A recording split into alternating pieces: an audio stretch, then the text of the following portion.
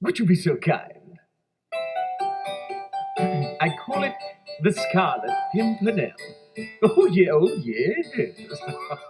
Hello! I finally have the video editing situation figured out. I shouldn't have any more problems with that, so expect an entire slew of videos this month because I've been filming, just not editing. So this first video that I'm posting has kind of been in the works since January because I started one of the books in January and then I put a hold on it, and I finally finished all three. I had an entire opening skit for this video and I filmed half of it like back in June or so, and then I didn't film the other half and I didn't write it down, so I guess we're just dealing with the standard intro. But basically, I discovered 3 different Scarlet Pimpernel retellings or reimaginings, and so because Scarlet Pimpernel is one of my favorite books, I wanted to read these and rank them on enjoyment and their, I guess, closeness to the original, because some of them aren't direct retellings, they're more reimaginings. And then I will probably rank them on the romance, because a big part of my enjoyment of the Scarlet Pimpernel lies with the romance. So these books are going to show up in the order of which I finished them in, not necessarily started, because that order is different. So we are going to go ahead and start with Scarlet by Genevieve Cogman. They seek him here, they seek him there. Those Frenches seek him everywhere. Hello, I am out on my balcony with Philip, and I wanted to come out here to talk about this book before I finished it, but the air conditioning unit is being very loud, so we'll see how this clip goes. I don't think I have made, that's close. I don't think I've talked about this book yet, even though I started it in March. And I've kind of just been reading a chapter here and there. And then this week I'm just like, no, I am finally finishing it. Oh, and I guess I should go ahead and hold it up. I'm sure I included a title card so you know what I'm talking about. But this is Scarlet by Genevieve Cogman, the author of The Invisible Library, which I also enjoyed earlier this year. And this book is kind of the reason why I decided to go ahead and reread The Scarlet Pimpernel, which it's not like I really need a reason to reread The Scarlet Pimpernel, but this one pretty much takes place directly after, if Scarlet Pimpernel also involved vampires. So along with aristocrats, the French are also killing vampires. Vampires are usually aristocrats. Oh, is it turning off? It's at least a little quieter. And the Scarlet Pimpernel recruits Eleanor in this because they are going to try to save Marie Antoinette. And she kind of looks like her. But she's a servant girl, and she has dealt with a lot of prejudice and unfairness in her life. And so there's a lot of tackling those kinds of topics and the nuance behind, like, the revolutionaries in France. Like, there was a reason why they rose up. Are their tactics good? No. But there are all these other things, like, were reasons that good reasons to complain. So anyway, I am about 100 pages from the end on this. I finally read over 100 pages yesterday, and I'm going to finish this tonight. They are in Paris right now. Eleanor had gotten separated from the group for a while, which was scary, but I'm really enjoying this so far. Like I said, about 100 pages left, so I will update you whenever I'm done. You want to jump up here, Philip? Come on. Philip says hi. No, he doesn't. He's very antisocial. So I finished it finally, and I really enjoyed this. I give it about 4 stars. I think the thing that keeps it from being a 5 is that the vampires kind of feel unnecessary in the story. I think they're there for kind of allegory purposes, but still feels like it was kind of put on up until something happens to Eleanor whenever she's in a vampire's mansion and needs to escape. So the vampires did make more sense at that point. But it still also kind of feels like just weirdly attached to the story. And this is the first of a trilogy, which the last book just came out in May, so I didn't realize I was that close to like the publications. And I might continue in the series, but also I'm pretty satisfied with where this left off. Obviously there wasn't much development in the romance yet, but I looked at a review for the second book that said there was a little bit of development between the two of them in between the first and second book. I was just like, but why? That like takes away the fun. So anyway, I haven't decided if I'm going to continue in the series, but as a Scarlet Pimpernel reimagining, it does really well. And I appreciate that Marguerite and Percy and Andrew and all of them like play big parts in this. So I am satisfied with this retelling. On to the next one. More to come, more to come. I said brief, not infinitesimal. All right, let me update you on this before I end up finishing it. I am less than 200 pages away from the end. I started this at the end of June. We're halfway through July. And like, I don't know if I'm in a slump or just getting distracted with other things. It's mostly that, honestly. But also, I'm just having really mixed feelings about this book. The first book, For Darkness Shows the Stars, was a Persuasion retelling, and I thought it followed the story beats of Persuasion so well while still completely being its own thing. And I loved like the letter aspect, and I thought that Elliot and Kai's romance was just so good. This one though, I'm having a harder time on both of those aspects, on the retelling aspect and the romance aspect. So as far as the retelling bit goes, there's plenty here that like is obviously being mirrored from the Scarlet Pimpernel. Justin is the Marguerite counterpart, and he left Galatea like Marguerite left France. And he has a sister that is working for the Wild Poppy, where Marguerite had a brother that was working for the Scarlet Pimpernel. There is a Chauvelin character, more complaints on that later. Persis is our Wild Poppy, and she is best friends with the princess, where Percy was really good friends with the Prince of Wales. Obviously, there was a revolution in this where the regs is what they're called, rose up against the aristos. There's even a smaller detail about the moms of both characters of Persis and Percy that lean towards being not that smart. So there's the retelling aspect so far, and we are still in the world of after the reduction. Here, instead of in For Darkness Shows the Stars, they have developed a cure for the reduced. And so there haven't been any reduced for a couple generations now. But now what happens is there's a darkening that happens, which basically regs that were helo-cured is what they call them. The regs that are helo-cured will eventually probably succumb back into reduction. But instead of guillotining their aristos, they have created a pill to make them reduced. Now, where this book really excels is the topic of the cycle of violence and how their present structure of like aristos and regs were actually flipped in the past, because the aristocratic people in the past were the ones that got reduced because they were the ones that were conducting scientific genetic mutations on themselves. And so the previous aristocracy are the ones that got reduced, and their slaves became the new aristocratic class and therefore enslaved the reduced people. And now the helo-cured regs have risen up against the aristocratic class, and the cycle just continues. An important timeless message. And I do think it's a well-structured story.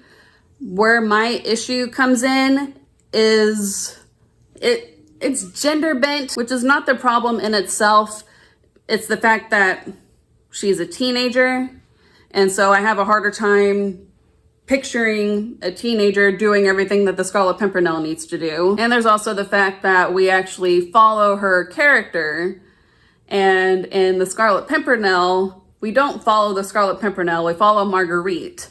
And so it's The original Scarlet Pimpernel is kind of like Sherlock Holmes in that Watson documents everything, and we kind of see Sherlock not from far off, but like we're just not in his head, so we don't see all the intrinsic workings of his mind, so we always get blown away by his brilliance. Whenever he has a disguise, we don't know about it ahead of time, and the disguises are always like really clever. Over here we follow Persis, which takes away a little bit of the mysticism, I guess, around the wild poppy, and the disguises are more scientific and due to genetic mutations and taking like these gene temp peels that just changes your appearance, and that's just not as fun. There's also a difference in the size of the books. Like this one's 300 pages, this one's 450, so it takes longer for the action to really get started in this. Like remember whenever I said there is a Chauvelin character in this?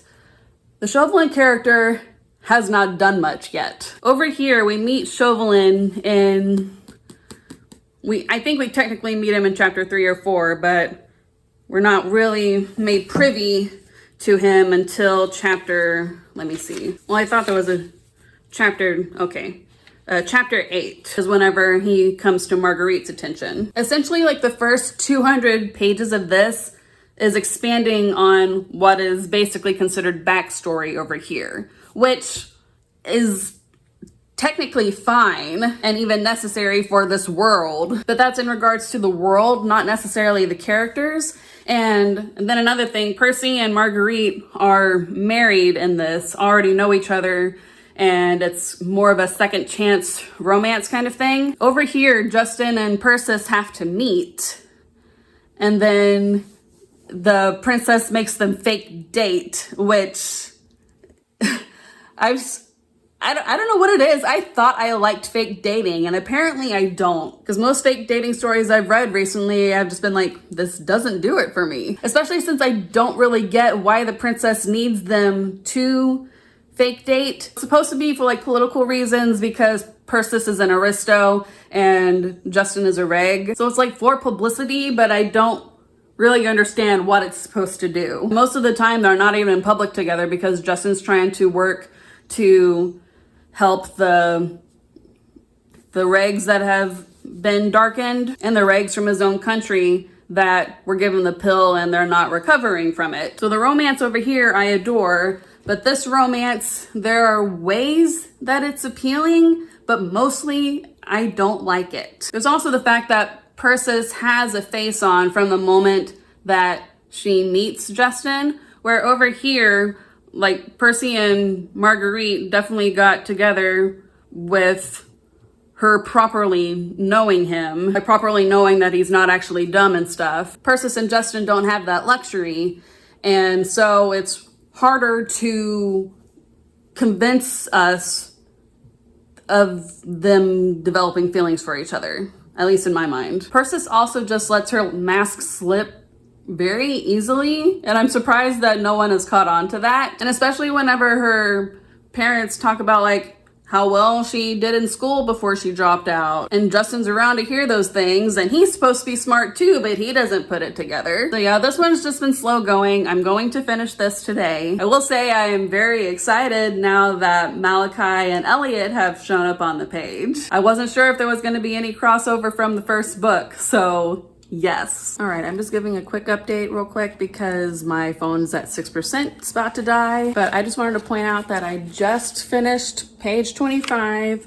I'm nearly 350 pages in, and we are just now getting to the plot that starts on page 60 in this. So I guess technically what starts around page 60 in this is the first time that Chauvelin tries to get Marguerite's help, and she says no, and that actually happened about 100 pages ago in this, whereas the second time that Chauvelin asks Marguerite's help and basically threatens her and she agrees to do it is like 40 pages later in this, and it's 100 pages later in this. So I'm really just trying to figure out, like, are we really even gonna get the rest of the plot of this? Because at page 100 or so, there's still 200 pages left of the book.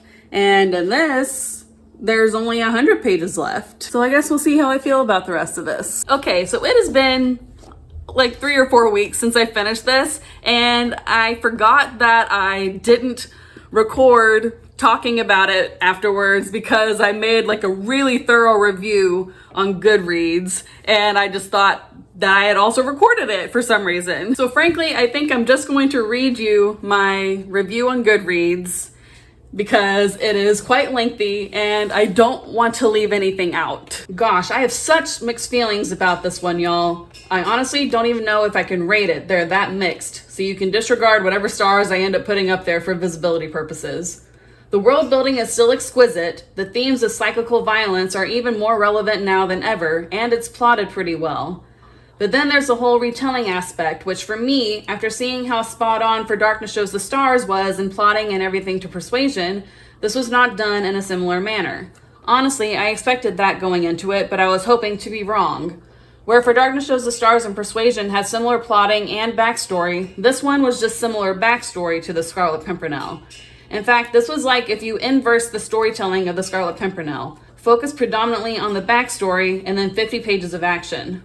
I'm not saying it's written poorly because of this, it's absolutely not. It's just not what I wanted from what I hoped would be a more direct retelling of the Scarlet Pimpernel. Similarities: revolution in a country to the south, poor revolt against rich. Person with flower pseudonym breaks into country to save them. Pimpernel/Poppy both act dumb so people don't suspect them. Pimpernel/Poppy rescue people in chapter 1 while disguised as an old lady. Best friends with royalty. Have a mother that was supposedly idiotic/suffering from DAR. Love interest has sibling they're trying to protect from revolutionaries, and the sibling joins the League. Love interest accidentally helping the revolution descend into its worst form. Chauvelin type character. Differences: gender bent Pimpernel. We know who the wild Poppy is right away and follow her perspective, which removes the fantastical mystery element from the character. More focused on politics rather than a romantic relationship and adventure/scheming aspects. This in itself encompasses most of the differences. I don't think Persis was as clever as Percy. Married second chance romance versus fake dating. There are many things done very well. Vanya's descent into total zealotry, the political commentary about how the current aristos were actually initially the slaves of the current regs before the reduction and rose up against their masters when they became reduced, and now the cycle has begun again, using science to try to beat natural processes. My main problems, outside of wanting more plotting similar to Scarlet Pimpernel, lie with the underwhelming romance and fast ending. The romance is one of the main things I love about the Scarlet Pimpernel, and it's the heart that drives the main plot. Marguerite trying to rescue her husband and watching from afar the Pimpernel work his magic. They married a year before the book starts where they were properly in love, but then Percy finds out some incriminating information about Marguerite and she didn't try to explain anything, so he couldn't trust her, and we see the tension between them, their mask of disdain covering their desire for each other, and we see this love get healed and pride finally set aside. In Starswept Sea, we don't get anything near that level. It's obviously okay for romance to not be the focus of a book, but when I wanted another powerful love story like Scarlet Pimpernel, and For Darkness Shows the Stars for that matter, I'm left disappointed on that front. But also, the romance left me unconvinced. On a technical level, Justin and Persis are pretty perfect for each other. But Justin spends the majority of the book not knowing that because all he's known is the shallow, stupid persona that Persis wears to keep people from finding out her secret identity. Basically, until he finds out her identity, his thoughts of her are, yeah, she's hot and really nice, but too shallow for me, and doesn't even let himself think of her in a possibly romantic way. And honestly, I don't see much from Persis developing feelings either. We have her wishing that she could reveal herself to him to see what happens fairly early, but then when she finds out his part in the revolution, she spends most of the rest of the book hating him. I don't know, I guess a romance with this particular structure needed 2 books to really get me on board with it. The only reason we even get them kissing is because of the fake dating, which existed for really weak reasons in my opinion, and it's a trope that apparently takes a lot to make me really like it. And then the action towards the end was pretty anticlimactic. Everything having to do with Remy was really rushed. Justin suddenly being back in Galatea was really rushed. Seriously, how close are these 2 islands? The resolution of the romance was really rushed. For how long the rest of the book was, you probably could have extended the last 30 pages into another 50, make it an even 500 pages. Like I said, I really don't think this was a bad book. My love for the Scarlet Pimpernel and high expectations due to For Darkness Shows the Stars just got in the way for the most part. So yeah, there we go. I need to drink some water now. Those Frenchies seek him everywhere. Okay, so funny thing before I start this next book, I just finished The Undertaking of Heart and Mercy yesterday, and on my Goodreads, it was saying, because you've read The Undertaking of Heart and Mercy or are currently reading The Undertaking of Heart and Mercy, you should read The Heartless Hunter. And I was just like, already on the docket. So I have a theory about this book, about it possibly being a retelling, but I am not going to say any more until I get into it. I am solely basing this on the fact that the series is called The Crimson Moth, and that this book initially was just called The Crimson Moth. So I'm going to see if my theory is accurate. Okay, I'm only 4 pages in, and I think I'm right. They're talking about the witches being an enemy of the Republic. Okay, so I am 150 pages in, and I know it is safe to say what I was thinking, and I went and looked it up online to make sure that someone talked about it, and the author herself did mention that this is a Scarlet Pimpernel inspired fantasy. I had not heard anyone talk about that, but Scarlet Pimpernel is one of my favorite books, and whenever I heard that the initial title for this was The Crimson Moth, and how it was about a witch trying to get other witches out of a revolution where they were killing witches, I was just like, that is 100% Scarlet Pimpernel, except this is like about the reign of terror and a rich Englishman getting the aristocrats out of France. So I knew it.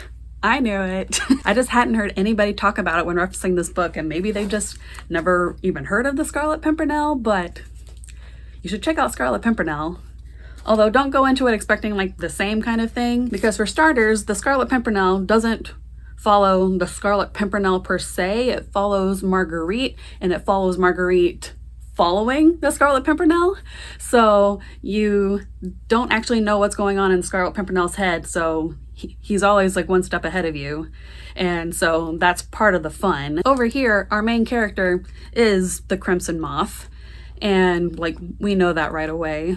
And I would say that her character is actually Marguerite and the Scarlet Pimpernel combined into one, and it's you combine them into one and then make that character have a romance with Chauvelin, who is the villain. And I might have like a couple of complaints about this so far, but I also feel myself starting to teeter on obsession. One complaint really has to do with Alex and the fact that he has feelings for Rune, and clearly it's his brother Gideon that's the main love interest. And so I'm just like, why'd you have to like do that, pit brothers against each other? And then there's scenes where she'll cuddle with Alex, and I'm just like, you don't need to do that, especially whenever you view him as her brother. And they included a scene of him taking care of her whenever she first got her period. I was just like, you're going to include a scene like that and him not be the love interest? Like, I don't know. So I'm wondering like what's going to happen with his character, because there's also just several times where they're driving it home where she's like, oh, Alex is safe, Alex feels like home and stuff like that. And I'm just like, okay, Alex is either going to betray her or he's going to die. One of the two. So we'll see what happens there. And then my only other complaint is that it is very much over-explaining things and re-explaining things that have already been explained. There was a conversation with Verity where she was talking about you just need fresh blood for your spells to be more powerful. And I was just like, haven't we already established this? I feel like we've definitely already established this. And like, this is something that Rune already knows because it was in the narration, and it's not in first person, but it's third person limited, so you know what the characters know. But those really are just mild nitpicks because I'm really enjoying the crap out of this. And there was a scene in here between her and Gideon where he was just like less talking. I was like, that's probably the hottest thing I've ever heard. So anyway, yeah, I'm excited to continue with this tonight. Oop, I almost dropped it. I finally returned to this and I backtracked a little bit because I wanted to reread some scenes because I really enjoyed them. And now I am further in than I was. And I really don't know how I'm feeling about the direction that this is going, because Rune basically walked right into a trap that felt like she shouldn't have. And I don't know, I wanted her escape to be a little bit more clever than it was, because Scarlet Pimpernel is supposed to be like really clever and show them thinking on their feet, which she did a little bit with the blood, and I'm curious to see what's gonna come of that. But I also just rewatched some of my clips from January where I talked about Alex, and I'm still like wondering what that's about, because it feels obvious that Gideon is the love interest because he has perspective and they are the ones that have the hot scenes together. But Rune and Alex are the ones that have the meaningful scenes. I talked about before how he took care of her whenever she got her first period and found out she was a witch. And now, like, they've just had a conversation where he wants her to leave with him.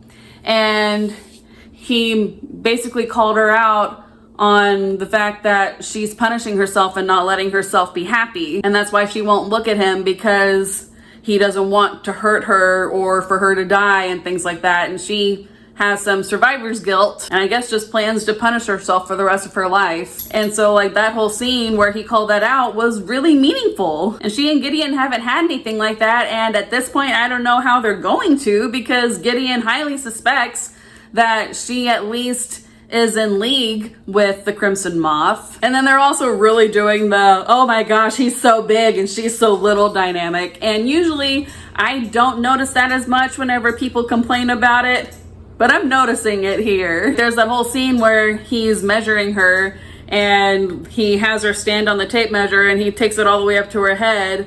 And he is just like, wow, she's an entire foot shorter than me, like exactly. So I am still enjoying this. I'm excited to see where it goes, but I am definitely just worried about a couple things. Okay, next night, I am nearly 250 pages in, and it seems that I spoke a little too soon about only Alex and Rune having like meaningful moments. They're at least now happening between Gideon and Rune, so I am happy with that development.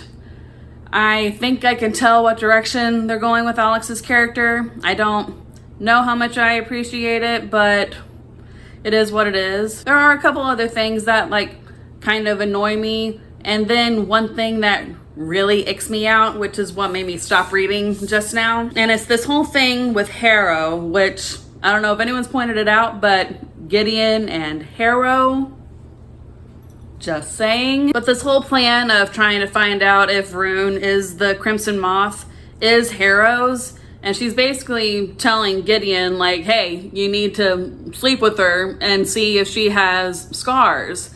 And like that's been kind of the premise the entire time, but she's like just outright saying it now. And it's really icky, especially the way she's talking about it right here. He said, I took your stupid advice, yes. You got her naked. He looked away as the blood rushed to his face. Harrow whistled. You do move fast. And he shook his head. There's nothing, no scars. But you were thorough as it could be. So you slept with her. What? No. The thought of it turned the flickering heat into a raging inferno. No, we went swimming the other night. Harrow raised a skeptical brow. I looked, Gideon growled. I found nothing. You said you went at night. How well could you see? Harrow, Gideon, this is a witch who's escaped detection for 2 years now. She won't keep her scars where anyone can find them. Did you look between her thighs? The thought of Rune's thighs made him grind his palms into his eyes. Stop. Because if I were a witch hiding in plain sight, that's definitely where I'd keep mine. You're killing me, Harrow. You need to sleep with her. Absolutely not. Don't tell me you haven't thought about it, blah, blah, blah, blah, blah. It's the only way to know for certain. No, it was too far, a crossed line. If you were committed, comrade, said Harrow, crossing her arms, if you truly want to catch your little moth as badly as you say you do, you'd leave no stone unturned. That's horribly manipulative. And is the book gonna call her out at any point for that? And like, I didn't think about it much like towards the beginning, But the fact that they've had this conversation like 3 times now and she's pushing him more and more each time is really grossing me out. And the fact that they seem to think that this is the only way to find out if Rune is the Crimson Moth. No, you guys are like the Blood Guard, right? Which means you're the police, which means you could like find reason to like get a warrant and find out that way. Like the whole reason they suspect her in the first place is because the Crimson Moth had dealings with one of Rune's ships or something like that. So like that's already like reason enough to like kind of have a warrant for her. I guess warrants just don't exist in this world, and the only way to find out is if Gideon and Rune have sex. And like I get it, it's supposed to create this like cat and mouse dynamic. But like, who's the cat, who's the mouse, because they're both playing the game. But honestly, like that aspect is just really gross. The more I think about it, it's really gross. Don't get me wrong, I'm still enjoying this book and I very much like want to finish it. If not tonight, then like early tomorrow. But I just wanted to point out that I think what Harrow's doing is icky. And I don't know if the book is going to call her out for it. Hold on, I just kept reading, but I literally just thought, this is a little high. What I said about Harrow like forcing him and stuff, like how is what she's doing any different from what Cressida's doing? Or not what Cressida did do, because Cressida's dead. But I'm pretty sure she literally knows what Gideon went through with Cressida, but now she's like trying to force him to have sex with someone. Just like, if this book doesn't call her out, I'm gonna have a qualm. Well, it's done. I started this in January and then took a break because I was falling in like a borderline obsession with it. I'm not gonna consider it one of my new obsessions, but the ending was absolutely heartbreaking. I did cry my little eyes out. I don't know if you can tell at this point. I figured out what was happening beforehand, but it was only like 20 pages before it happened. The slick reveal, like there are tiny little hints throughout the book, but yeah, I did not pick up on any of them until 20 pages beforehand. And then also, the ending of this reminds me of the end of Fox and the Hound. Like not quite the end of Fox and the Hound, but it's the part where Copper is yelling at Todd. And I still stand by that it should have been Alex. But whatever, I know Thunder. So I am gonna read the sequel soon, but I am very concerned about how that's gonna go because I feel like this obstacle is pretty insurmountable. Gideon hates Rune now. Like they've been enemies to lovers for the entirety of this book, but now it is personal and I do not see how we're going to resolve that in one book.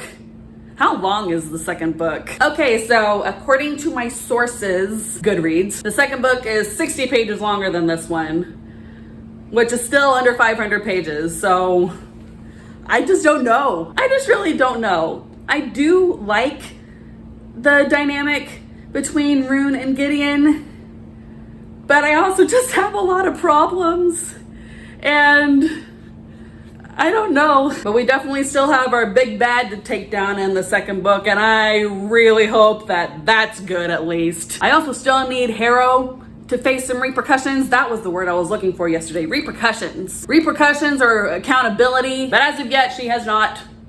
I don't know if it's going to be pointed out that what Harrow did is icky, but as long as our villain has a fiery end, I will be happy.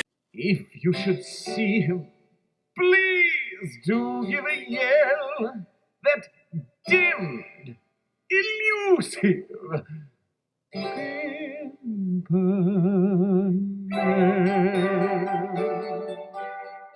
So here we go. We got all 3, and if you want to see what it looks like on my shelf, I put Scarlet Pimpernel right on top of it. Let's turn it this way for thumbnail purposes. So what did I say? I said I'd rank these based off of romance and enjoyment and their retelling purposes. So let's see. Based on the romance,